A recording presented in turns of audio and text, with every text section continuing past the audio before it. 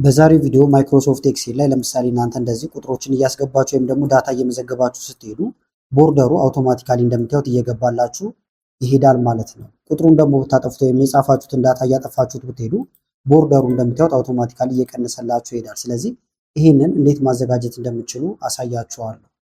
ስለዚህ አሁን ያሳያችሁን ለማድረግ ለምሳሌ እዚህ ጋር የምትመለከቱት አለ። ይሄኛው ሄደር ነው። ሄደሩን እንደፈለጋችሁ ኤዲት ማድረግ ትችላላችሁ። ለምሳሌ ቢጫ ከለር ሰጥቼዋለሁ፣ ቦልድ ማድረግ ትችላላችሁ ማለት ነው። ከዛ በኋላ ወርታች ነው እንዲቀጥል የፈለግነው ምንድነው የምታደርጉት? ይሄንን አጠቃላይ ትመርጡታላችሁ። እስከዚህ ነው አሁን ቦርደር እንዲገባ የፈለግነው ማለት ነው። ይሄን ካደረጋችሁ በኋላ ሆም ጋር ትመጣላችሁ።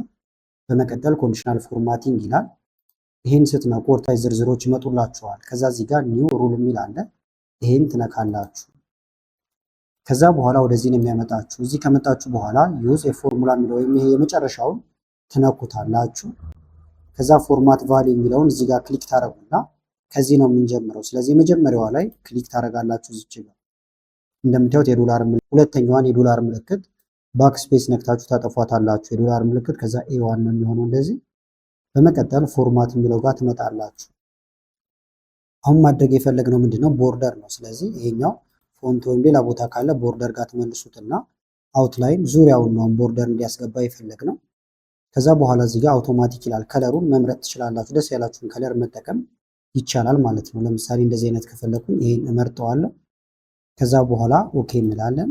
ይሄንንም ኦኬ እንለዋለን ማለት ነው። አሁን መመዝገብ ብጀምር አንደኛ ለምሳሌ አንድ ብዬ ኢንተር ብል ይገባል ቦርደሩ። 2 ኢንተር፣ 3 ኢንተር፣ 4 እንደፈለጋችሁ እናንተ እየመዘገባችሁ መሄድ ብቻ ነው የሚጠበቅባችሁ። ቦርደሩ እየገባላችሁ ይሄዳል።